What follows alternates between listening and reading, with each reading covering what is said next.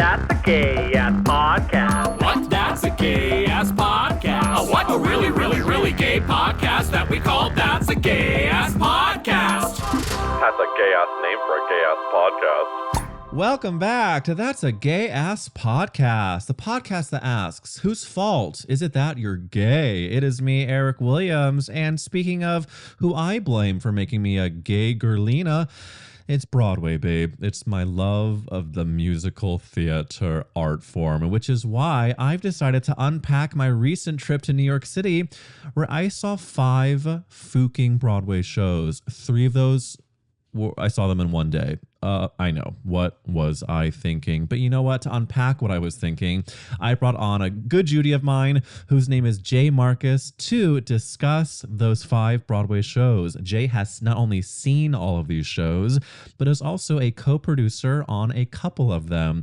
And Jay is the perfect person to chat with for this week. We also do talk about how he is single and looking for his future husband. So stay tuned, because that might be you. And he deserves, and this guy, he's hot, and a mensch, and the total package. So just so you know what to expect, we have the first about 15 minutes of this episode is my chat with Jay, and the rest of the interview for my girlies who really want to hear about Broadway can go to the Patreon to hear the full episode where we unpack those 5 shows at patreon.com/gayasspodcast. And if you yourself are saying, hey, I'm sure your conversation is great, but I don't want to hear about Broadway, that's okay, because the second half of this episode is with Manuel Betancourt from our horny gay series on the Patreon, but we're playing it for you in full here on the main feed. He talks about being in a thruple and maybe why he loves sex parties so very much. So that's the second half of this interview with Manuel Betancourt. But if you want more interviews like that, head to that Patreon to hear the full episode with Jay, and for more at patreon.com/gayasspodcasts. Now first, enjoy my gay-ass Broadway chat with Jay Marcus. Do I have a physical and emotional hangover after a week in New York City? Yes. But do I also need to unpack the 5 fucking Broadway shows that I saw? Yes, because I'm what? A gay guy with an opinion. Now, speaking of gay guys with opinions, one of my favorite gay guys is my dear friend Jay Marcus, who is here to unpack the shows that I just saw in New York. Jay Marcus, you yourself have a past in the theater. In my research, I found, and also being a friend of yours, that I've known that you have maybe at one point been on the stage yourself in sort of like big deal shows. Can you confirm or deny that you, Jay Marcus, have been an actor at one point in the American theater? I was an actor when I was a kid. I'm so curious what you found and who you talked to, but yes, I did a show. I did a bunch of shows. One show in particular was this show called Summer of 42 that I did with Idina Menzel and Celia Keenan-Bolger at a bunch of different theaters, and then one theater in New York right after 9/11. Wow. And then so we Jay, closed right after 9/11. Okay, well, that's a devastating epilogue. Yeah. But can you give us a bit of an insight? Like, I just want to picture Jay Marcus standing next to Idina Menzel and Celia Keenan-Bolger backstage. How old were you at this point? I was 15. 15, and so Yeah. you were. I'm going to assume 14. Because most of us were, but were you a closeted homosexual at this moment? Oh yeah, I did not even understand. I didn't even, I had blinders on. I had no sense that I was gay, even though I definitely was looking up queer as folk on the internet, whatever the internet was at the time, like AOL, a dial-up or something. I was definitely researching queer as folk, and the universal experience of being young and closeted and not knowing why you're looking up queer as folk. Like, for me, it was completely. like, why do I want to watch the movie Camp over and over? Oh, why am I emotional watching Robin DeJesus get gay bashed going to prom? Oh, it's because I identify, but I didn't yet realize that. I just like wanted to watch it. So I think completely. it's like it makes sense. It's actually a more formative part of that experience of Summer 42 when I was in New York. And like the understudy of the main character was this guy Joe, and I knew and understood that I was attracted to him in some way. I think he was probably like 20 or 21 or something like. And I remember walking down like Third back to the theater and asking him about, I think heard about the show Queer as Folk, maybe. And I remember trying to fish for information on if it was something that he was also watching. Oh, wow. And it is like it's one of those moments, like you know, it was so long ago, but I remember that very specifically. And did he say yes? That was like, yeah, I'm sure that he did. We didn't really get. I don't think I allowed the conversation to go any further. Not that he was necessarily fishing for it, but yeah, I did. There are moments that, like, even like looking at his clothes on the floor of the dressing room, and like you must have those moments when you're like 100% from your experience figuring out who you were. Yeah, there are visceral moments from it's like, experience. yeah, it pings for you as a young person trying to figure out why, you know, I can hear the bells, if you will. Like, it's why do I hear these gay bells? Because I'm 15 and I'm very fucking confused. I mean, last week's episode with John Riddle talking about the Muni, when I was 14, 15 doing shows in the youth chorus, and I would be just like, why am I salivating over these college kids who are in the ensemble of Miss Saigon? I was just like, I was so overwhelmed and confused. But it's like, you know, it's interesting for you and I, especially as now adults who you really work in the arts, but of course theater specifically. And let's get into it. You are a co-producer on Sunset Boulevard and Oh Mary, and one of the gayest shows of all time, Titanic, which is in London. You're the co-producer on the London production. Just to prepare you, J. Marcus, emotionally, I was just in New York for the full last week. I saw these 5 shows: Death Becomes Her, Gypsy with Audra McDonald, Cult of Love, amazing play with Zachary Quinto, Shailene Woodley, Barbie Ferreira. I saw Sunset Boulevard with Nicole Scherzinger, of course, and then Cole's last weekend in Oh Mary. So like, I've brought you here, so lucky. And I've brought you here, Jay, because a lot of people message me on Instagram like, okay, what did you think of the shows? And I could not think of anybody better to unpack them with someone who has actually worked on some of these shows, but also who is a faggotrini who loves theater and has also seen a production of every single one of these 5 shows. So we are going to start with Death Becomes Her. And I might have to push the rest of our conversation to the Patreon so that I can just, you know, give some unfiltered notes and reviews on some of the shows, because I'm say it with me, a people pleaser. Now, Death Becomes Her, J. Marcus, you saw this show, yes? Tell me when you saw it. I saw it in Chicago when it was doing an out-of-town tryout. So it was early, and I know they changed a lot. So I'm really excited to see it again. I'd be so curious to know how they changed it, because let me just give my like general review. Could not have loved it more. I think everyone should see it because it is Broadway bliss. And when I say Broadway bliss, I mean it's expensive as fuck when it comes to the set and the costumes. The cast is unreal. I'm very embarrassed to say that my expectations for Destiny Child's Michelle Williams was a little lower because I didn't know if she could do Broadway. And bitch, she can do Broadway. The way she wrote it for her. Can we talk about how her voice sounded, Jay? Unreal.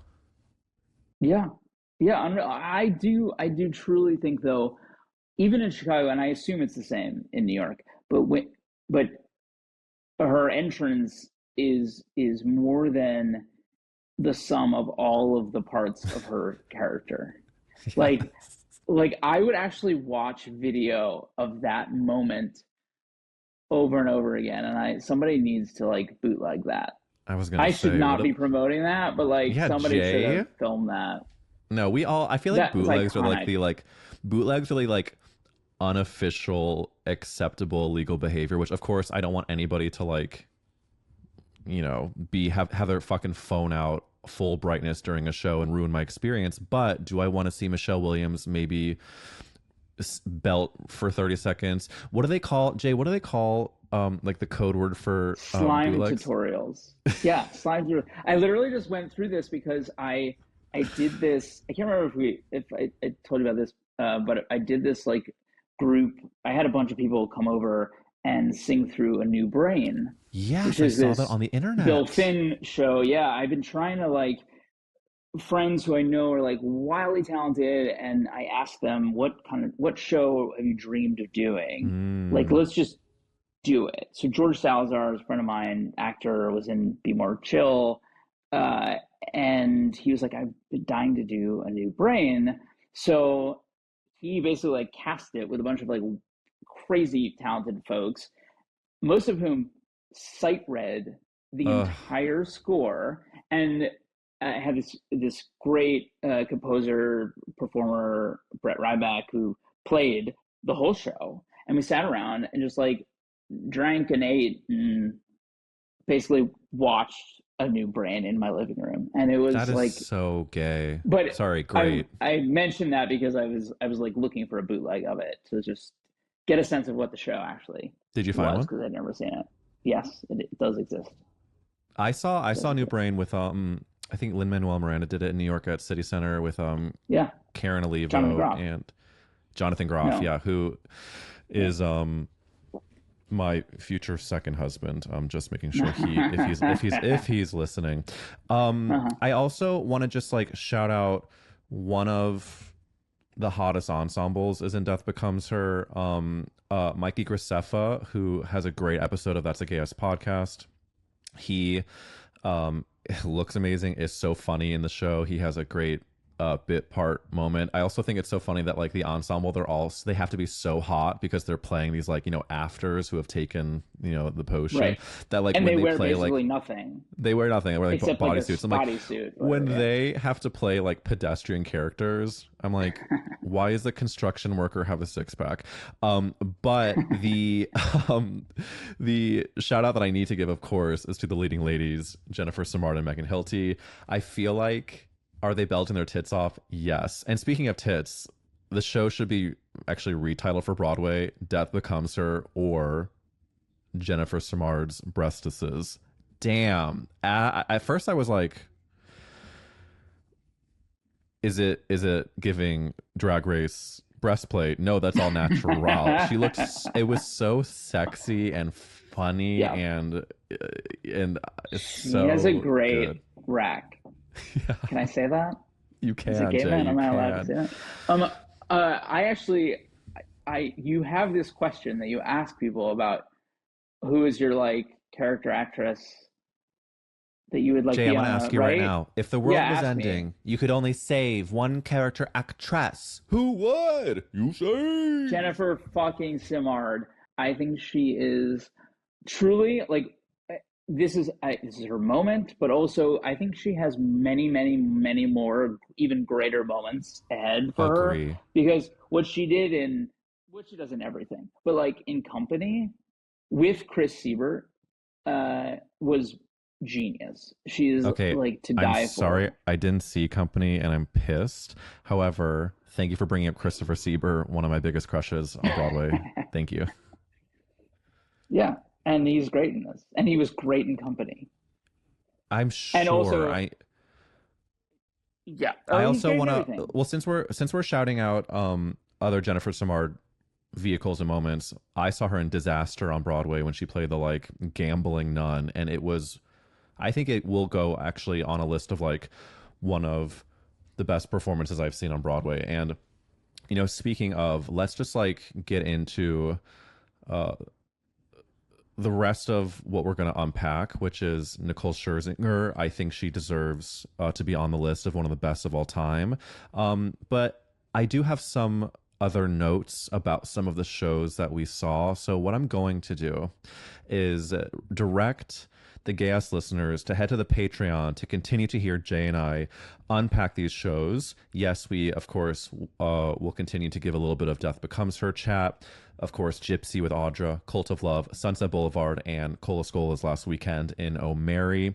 So if you would like to continue to hear Jay and I unpack, please do so, which is at patreon.com/gayasspodcast.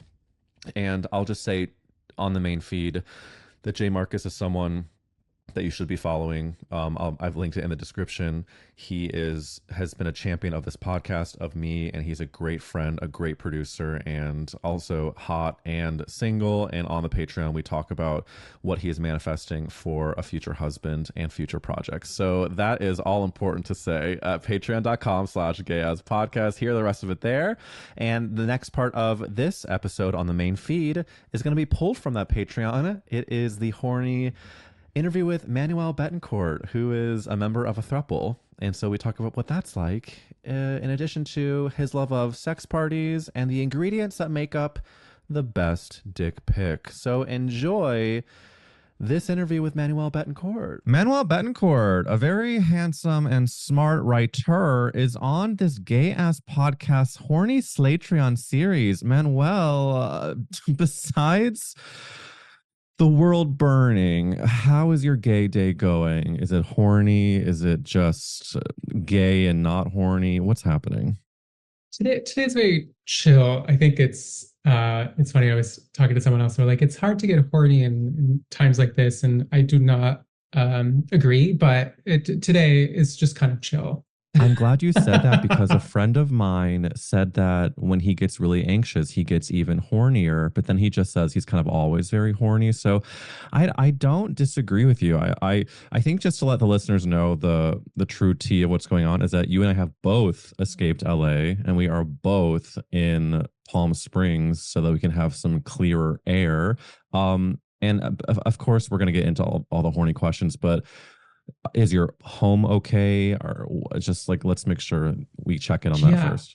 It was fine. I live basically on Highland in Santa Monica. So for people who don't know, that was like too close for comfort for the Sunset Fire that was happening in Runyon a few days ago. But I had already left to Palm Springs to get out just because of the air. And then I had gotten, my building manager texted me like, hey, so we're all in this like waiting period. We're going to lift the garage door just in case we lose power. And so, but thankfully we're fine. Good. And of course, like the fires never ended up affecting any part of the city, but it was still, it's not been a great week. No, I'll say we kind of stuck it out for the first couple days of it. And of course, my Jewish mother was, please, Eric, just leave. And I thought she was overreacting until, when you start to see raining ash and you can't take your dog outside, you're like, well, I guess maybe we should go. But of course, a moment to just be like, wow, how awful. And we're sending love to all our friends who are really going through the shit. And just the only way we can continue to push forward is what, Manuel, talking about gay sex. So let's get into it. My first question for you is, I ask everybody on this series, do you consider yourself to be a slut? Is that a word you identify with? I would say yes. And I've been learning to reappropriate the slur and holding it for the past few years. But yeah, it's not a word I shy away from, and I enjoy it. I enjoy the kind of sort of like lurid connotations that it has. And so yes. That's why I'm so happy to have you on this series, because I do think that while it might have been a slur at one point, we use the word slut as something that we take pride in. And it's also something similar to the f-slur, I would say. I had someone message me who listens to the podcast that was a little taken aback by how many times the f-slur was used in an episode. And I completely understand that, because it was truly weaponized against us. But I'm in like the era of like using it like, I'm a proud faggotrini, I'm a proud f-slur, I'm a proud s-slur. So tell me, Manuel, have you always been able to enjoy your sluttiness? Or if I can get more specific, would you say you have even recently had a really good slutty moment that sticks out in your brain? I would say it's been a journey, which is funny because the F word I also use it a lot. I like faggot. I actually have a T-shirt that's a sake that I love wearing out to gay bars. And then I always find people stare at me weird when I'm on my way to the bar or when they see me, because they're like, "Oh, right, you don't understand that I'm okay with it." But Right. yeah, my slutty journey, it's been a journey. I think for a long time it was all very much couched in shame. You know, I grew up in the 90s when we were all told that, you know, gay sex would get you killed, and you should, you know, be ashamed, and you should be sort of really never think of sex as joyous or as something to look forward to. And sort of it's taken sort of a lot of decades of unlearning to be like, you know what, actually there's you know, there's been cultural shifts, there's been medical shifts, there's been a lot of like, you know, I'm on PrEP, I'm on DoxyPep, so it allows for those fears to have been quelled a little bit, and to be like, you know, I can go to a party or an orgy or a back room, or like have people over during the day and just have some fun work breaks in my apartment to release the tension and release the stress. Because you are creative first and foremost, and sometimes you need to plow or be plowed in order to let those juices flow in all senses. Exactly. So I also agree that the medical advancements has sort of been a huge mind opener for me in terms of slutdom. But you, of course, when you reference the word orgy, I'm going to go in there. Do you find yourself enjoying a group sex moment? I do. And it's, you know, just like everything else, there are good orgies and there are bad orgies. There are like well-organized ones. There's like, of course, I know. So like any kind of party, there's a level of curation that needs to happen. But you know, there's one actually, since we're here in Palm Springs, when we were here last for Palm Springs Pride, which happens in November, for those of you who don't know. So like, while the entire summer would be unbearable here in Palm Springs, by the time it's November, it's like nice, cool, balmy 80-degree weather. There is a house party that happens here in Palm Springs on a Sunday. Tell me everything. Sunday. And 2 years ago, we had like run into some friends during Pride, and they're like, "Oh, you should come to this party tomorrow. It'll be like pool." And I was like, "Perfect." They're like, "It goes from like 1 to 5:30." And I was like, "That's a weird thing, but okay." And at 5 on Sunday, and my boyfriends were like, "Did we get invited to this party? Should we not go?" And I was like, "Oh my God, it's 5 o'clock. How could we possibly show up? It's going to be like 12 people and they'll all be leaving." I was like so anxious about it. We showed up, and it truly felt like the kind of porn of my youth. I was like, we opened the door and it was just like flesh and beautiful men in Speedos, beautiful men naked. There was a room at the front where it was like people were just like fucking. This party was not about to end. This party was just getting started, hitting its stride. And we were like, how did we score the invite to the party? And so now we did it again this past November, and it is always a fun time. There's like an outdoor area with like some showers, and there's the pool, and and then they have a DJ. Like it's so this is a well done orgy. This is a well done sex party. Yeah, clearly an Airbnb whose cleaning fee must be astronomical. Over the roof. Well, it's so funny that you say this, because I find that a lot of us in our horny lives can picture what we would feel like going to an orgy, but it's very different when you're actually there. I myself have truly only been to maybe a couple of like full blownsies, but you walk in and everybody is going downtown to Browntown. How are you enmeshing yourself in this party? Are you close off first? You said boyfriends. Yes, we're in a throuple. We were in a throuple, yes. Which we're going to get into more of that. But before I get into the throuple, tell me what's your entree? Like, how do you find Manuel walks in? What are we doing? I walk in. I like to ease in, and it is hard because you walk in and everyone's like at 100, and you're like, right. I just got here. It's sort of like working out. I was like, I could go directly and like start pumping, but I need. You might hurt yourself. Cardio. You might hurt yourself. You really need to like ease yourself in all senses of the word. So, I like to go get a drink. There were friends there, so we like, socialized for a bit, and then we were like, okay, I think the way that we do is sometimes we say we're going to take a loop. And so I tell my boyfriends, or they tell me like, no, I'm gonna take a loop. And I think we all understand that that just means like we're all gonna prowl, and that we Yeah. should not feel the need to come back if they disappear for hours. That's all our prerogative. And so I do like to walk around. I think when I'm at the beginning, I like finding either a moment or a scene or a person that will drive me in. So someone I'm really looking forward, like that I find really attractive, or that I see as team just doing really good work, and I want to be a part of it. I want to be Collaborate. involved, Yeah. collaborate. And a lot of it does happen wordlessly, and so it's just about like positioning yourself in a way that I'd be like, I'm next. I'm taking a number. It's all understood here. But I think once I do the dive, and once I find that, then it does sort of become a free for all. I love limbs. I love flesh. And then just really sort of enjoying it. But yeah, I find that the ramp up. That sounds great. That's one of the fun parts about being gay, I think, is the social element that leads into the sexual, because it's like we are here to do what we're here to do, but we're also here to connect in multiple ways. And sure, maybe we'll talk about the new seasons of The Traitors before your cock is down my throat. I think that's sort of like a beautiful part of being a queer adult who's allowed to follow your bliss. When we talk about the boyfriends, how long has this throuple been in existence? How long have you been with these men?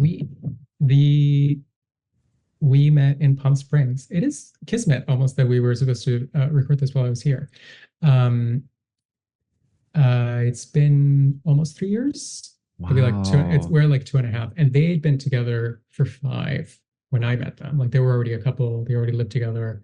And I met them at like a friend's birthday party here at a bar, and it was one of those like I was flirting with one and I was flirting with the other, and then we were sort of all flirting, and then I was like, oh my god, this is a couple. This is so hot. I'm in Palm Springs. I'm here for the weekend.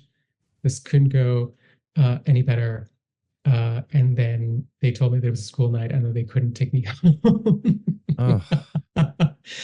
And I furiously started texting my best friend, and I was like, oh my god, I met the hottest couple. They were so nice. We like connected. I really thought it was going to happen. And then they decided to go home.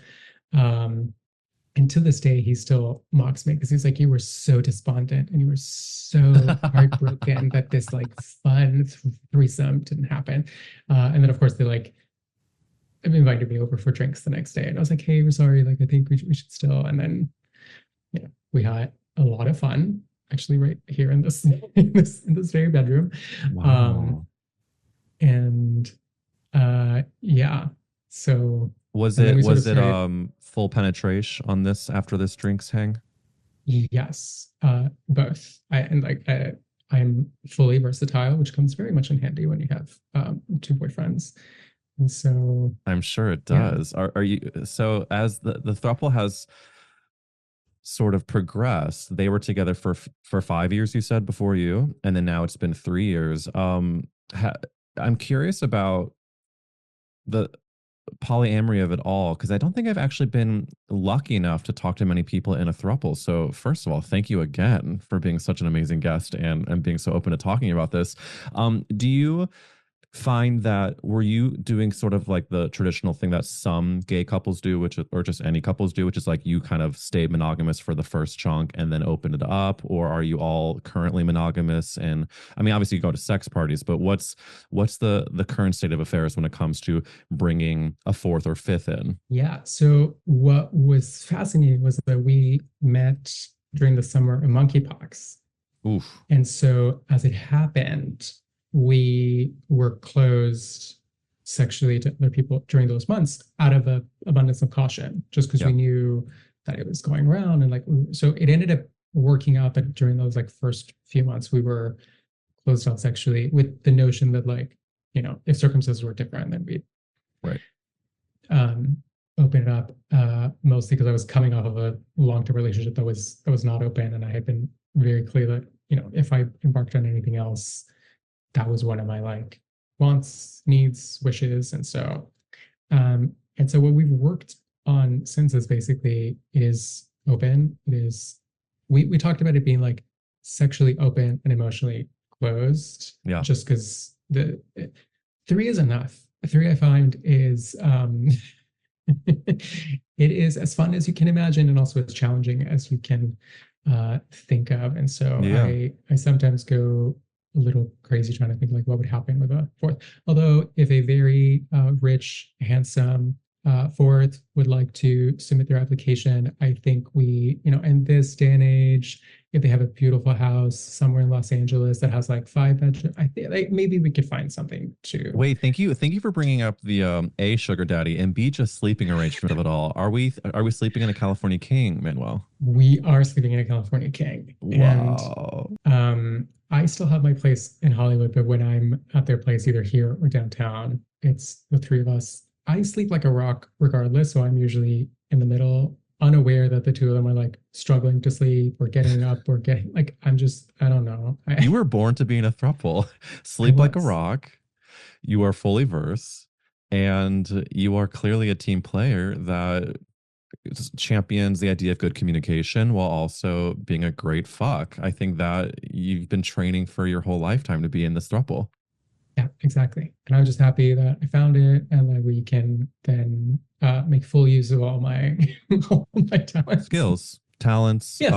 Wow. It's all so hot. It's also inspiring. It's also delicious. But I do want to bring up an incredible feat in addition to your throuple, which is that you are a very good, accomplished, inspiring writer. Not only was your book reviewed in the New York Times, your second book you've written, but your third book, Hello Stranger, comes out like maybe the day this episode comes out. So I just want to give a huge mazel tov to you. Hello Stranger, Musings on Modern Intimacies. While I haven't been able to finish the whole thing yet, there she is. I've been reading and just loving how you do one of my favorite things, which is talk about sex and intimacy through the lens of pop culture. Hello. On the pod, we talk about whose fault is it that you're gay, and you talk about movies like Closer, like Carol. You go into Hedwig, and like, of course, the Broadway bonanza of Into the Woods. You go Unfaithful, Bringing Up Baby. But one of my favorite chapters is where you talk about sexting and going into the DMs, which was something that Matt and I only really did full tilt when the pandemic started. Like we had been fully monogamous and not like maybe like very what's the word? Very innocent flirting, but nothing when it came to the like photos, videos, etc. Salacious. And so when you talk about sort of when you were sending, getting someone to send a dick pic was like an amazing accomplishment, and then there was also the allure of the fear of not getting caught by your boyfriend. Do you find yourself now still enjoying a DM slip, whatever they say? Are we still sending dick pics and vids? Oh, absolutely. It truly it gets me off in a way that I think originally I thought it was a lot of the illicit, because even when I was in college and like even when I was in dating, it's like I just really enjoyed, there's a level of control and a level of narcissism and vanity, but like how far can I get that person to go for me? Yeah.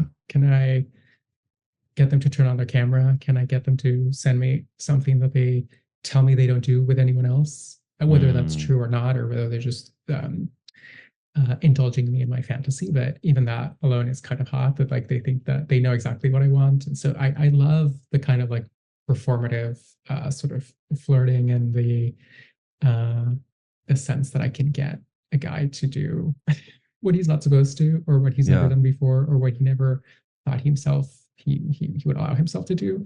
So I do love a nice flirty, sexy DM. I'm sure you also do receive a lot of flirts or DMs, A, because you're sexy, B, because you are so open in your writing. Do you have a favorite angle when someone sends a dick pic? What do you prefer when you see the cock? Is it from above, from below, full body? What is it? I hope I'm not alone in this. I love a well art directed dick pic. Do not send me your dick over a toilet bowl. That is just never going to do it for me. I like something that gives me a sense of scale, not next to a remote control, not next to a water bottle or a Coke can like that. I need something a little bit more inspired. I want angles, I want light, I want suggestion that you've thought about this. Then maybe that's because like those are the pictures that I love taking. I don't just be like, Yeah. I want make sure that like this is the right angle, this is the right thing. I can, there's maybe something dripping, maybe there's like the nice light. It's truly it's insane the way that I sometimes like, yeah. Wow, that is no, and that's I'm just confirming that's what I heard. No, yeah, we love a drip drop. Are you a self-proclaimed size queen? A lot of people that come on this series do identify as so, and I just want to cover my bases. I don't think I mean the simple answer is yes, just because I but it that is not the only thing that I'm looking for. But when I'm in a bottom mood or when I'm like I just really like something that's going to make a impact. Yeah. Sort of take up space, as it were. Now I know that I ask every guest to think about any sort of memorable hookup story. So I want to get into that now. And then just to kind of tease you, I am going to be asking some quick fire questions about the fucking of it all. So, feel prepped for that. But Manuel, do you have any sort of memorable hookups, whether it is scary, funny, salacious, tense, unbelievable, anything that comes to mind? I thought long and hard about which I would pick because I do have one in all of those kinds of genres, which I think I would hope a lot of people do. It was like, this is my scary story, this is my salacious story. I figured I would go with a really spectacular one that I still think, and this happened like 15 years ago, and it was if I were to stage a hookup, this is like movie ready because I was going out dancing with friends. I was living in New York at the time. And I was single, and there was this friend of a friend that I'd had such a crush on for years. I thought he was so sexy, he was so hot, and we were dancing, and one thing led to another, and then we ended up going to his place. He was like staying at his friend's loft in Brooklyn. That was like beautiful, had like windows, and it truly felt like I was like, oh my God, I'm in a movie. And we like fucked all night, and then I stayed over, and then we fucked in the morning.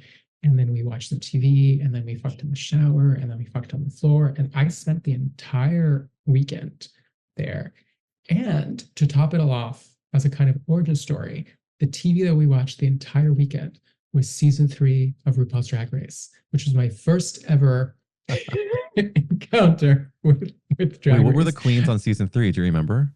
That was Raja's season. And yeah, and he was like, I've been watching the show. I didn't know it, but they have it all loaded up on iTunes. This is how far back we're talking about, when we had to buy episodes on iTunes. And he was like, they have almost the entire season. So in between like fucking and eating takeout, and like we didn't leave the apartment for the entire weekend.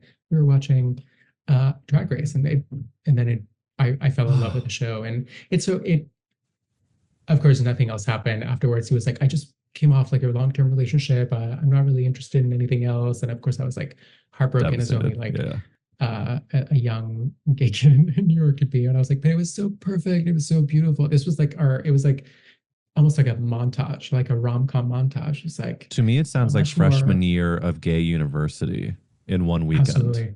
It was like, let's teach you how to fall in love with someone in 2 seconds, get railed and rail 15 times, watch one of the most seminal pieces of pop culture in the queer world. Were you versed at this point? Were you topping and bottoming? I was only bottoming. Okay. Damn. And your hole was okay for all of that fucking? Yeah. I have been told by several people that it is quite the word I like to use is resilient. We as gay people get to choose our families, and your hole is open to a lot of additional members. Yeah. What about the shower fucking? Can you let us know? Is that something you still partake in? Because I find that it's sort of a divisive subject. It's a divisive. I love it. Part of it is cleanup is so easy. Just sure. There's no like it's already. But I think part of it is I do live in movies. To me, like there's something so cinematic about like the water and it can sometimes be a little annoying. You're like, oh my God, there's water in my face or there's water. But I find it very erotic, and I find it maybe not the shower like at home, but I love a hotel shower. I love someone else's shower. I love the gym shower. I love a sauna shower. Like where there's like something else, like maybe not the routine rote kind of like this is my bathroom. I shower here. It's the shower that I have not been in, like a let me tell you, shower. My friend and my friend, a bunch of us are of course like you in Palm Springs, getting out of LA. And my friend is staying at a house here in Palm Springs, and his shower is a long shower that has shower heads on both opposite sides of it. It just felt like it was like a gay person renovated the bathroom so that like fucking could occur. Are you when you're bottoming in the shower, are we always standing? Are you like, or like are you like, is there any other option? I love no. I guess there would be. No, I love a standing fuck. And that's the thing. Like you just need something to hold on to. Balance is important. Safety first, guys. I mean, like that's these poor doctors who see people walk into the emergency room with either like giant water bottles up their assholes or injuries from getting fucked in the shower. Like we do want to take our safety as the first precaution. Wow. No, the marathon sex story, I think it's an amazing story. And I also think that it really is a human experience that I hope everyone has, because I think that finding someone that's even maybe not Mr. Right, period, but maybe Mr. Right for this weekend is something that is so charged.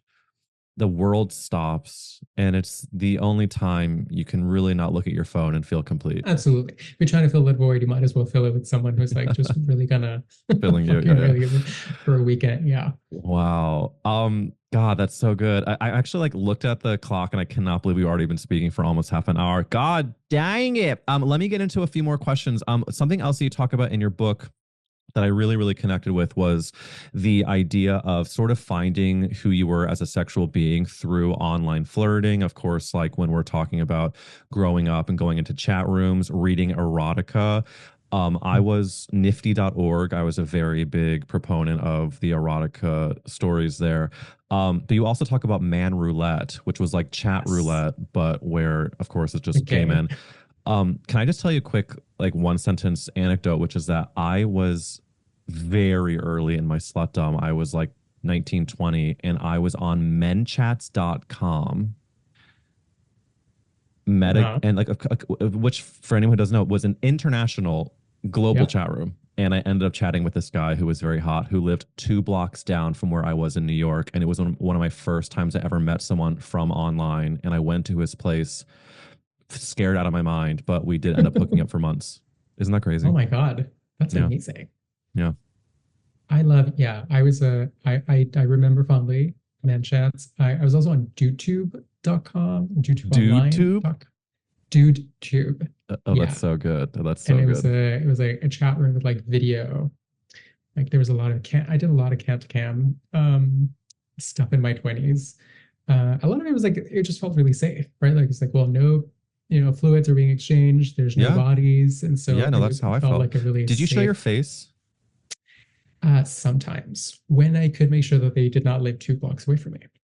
Oh, I'm not joking. I haven't thought about this in years, but one time I was, really horny. I was on one of the webcam things, and the guy was living in Tribeca, and I was in Brooklyn, I believe, at this point. And he was like, just show me your face, show me your face, show me your face. And he was like kind of a businessman. I told like a daddy type, which is something I'm very into. And I eventually did. And then I, of course, panicked because I am who I am. And I told my therapist about it, who is a 75-year-old woman. And she kind of like read me for filth. She basically told me how dumb that was that I did that, and like confirmed all of my fears. All of your fears. Which was like this. And it was like her own shame. I mean, her own like, like absolutely. Fucking geriatric. Like, and I understand that. But it just like kind of compounded my. It was more because she was like, "You're an actor, and what if that gets out?" And like, it just like, I think the media landscape has changed a lot. That like, I feel like so many people who even work in like public facing things, sure, maybe not as much politicians, but like, like sending shit like revenge porn is a crime, and I wish I could kind of go back and console that 23-year-old that was freaking the fuck out that I ruined my entire life by jerking my gurk for 10 seconds with my face on camera with a businessman in Tribeca. Tribeca. Perfect. Okay, so now I'm gonna get into my quick fire questions before we end this epi. Manuel, do you prefer to suck or be sucked? Be sucked. Be sucked. Do you have a type in terms of like physical body type that really gets you going? I love a tall. You love a tall. How tall are you? I'm 5'8", 5'9" when we're being extra generous. But I love 6'2", 6'3", upwards. Tall and lanky, or tall and beefy, or tall and, like, there's just something about height that I just love. I love climbing a tree. Sure. We love nature. Do you have any kinks that are sort of outside of the realm of just like sucking and fucking that really get you off? No, and that sounds I'm very vanilla. I love the basics, but I love the basics done well. It's like baking. Like if you're just gonna make just a sugar cookie, it needs to be like a perfect, nicely glazed. Like the ingredients need to be perfect. So I don't think you're looking good. Do you prefer to rim or be rimmed? Oh, both. Both. I don't have to choose. I don't want to choose. What is your political opinion on steam room cruising? All for it. I do it often. I enjoy it. It's a dance. It's a choreography. Also making sure that you're not going to get caught is a nice little bonus. And my final question is, Manuel, what would you like to manifest for your next hot hookup? I know, again, we're literally living in a historic natural disaster, but if we were to sort of suspend our disbelief and think about what would feel incredible, be incredible, what do we want for you? It's been a while since group sex happened, and I enjoyed that. We've always, with boyfriends and I've always talked about like curating a nice group sex party ourselves, where like each of us maybe like invites two. Oh yeah. Neither of us have. It's sort of like a dinner party. Like Yeah. You pick two, you pick two, and then we. Logistics and the world burning have always gotten sort of in the way of it, but I think that'd be fun. And then I keep thinking, it's like, who are the two people that because ideally you want to choose two hookups that you've really enjoyed and that you think they would enjoy, and that you want to. No, there's a lot of curating, a curation, if you will, that goes into it. Well, I hope that happens for you, and I think it will. And I just want to again say congratulations. Hello Stranger, Musings on Modern Intimacies is out. Tell me the date again. January 14th? 14th, yeah. January 14th. Obviously, I will link that in the description. But Manuel, tell the gay ass listeners who I know have enjoyed this interview very much. Tell them where to follow you, please. You can follow me on Instagram at bmanuel, as well as on Blue Sky, which is the same thing. bmanuel.social.sky. I need to remember what the stupid usernames are for Blue Sky, and on Twitter as well, bmanuel. I'm going to be on tour, so if you want to see me in New York or DC, Austin, Ann Arbor, Palm Springs, LA, and San Francisco, I'm going to be in one of those cities in the next few months. And you can find all that information also on my website, which is mbetancourt.com. And please hit up Manuel as he travels the country promoting this incredible book. And if it happens to be that you send a dick pic, either way, let it be. Manuel, stay gay, stay sexy, and thank you for being such a slay.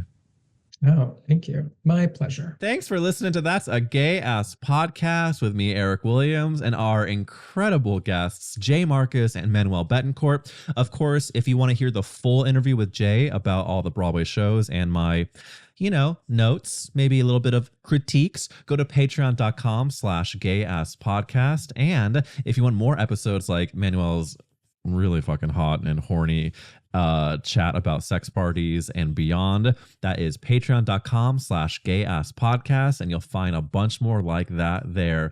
I love you all so much. We're doing what we can, so I'll see you next week as we stay gay and by all means get gayer. So long. Bye. You've been listening to That's a Gay Ass Podcast, hosted by me, Eric Williams. If you want to see and hear more, make sure you subscribe to us on Instagram, TikTok, YouTube, Spotify, Apple Music, or Patreon at Gay Ass Podcast. That's a Gay Ass Podcast is executive produced by Eric Williams and produced by Nathaniel McClure. We'll see you next week.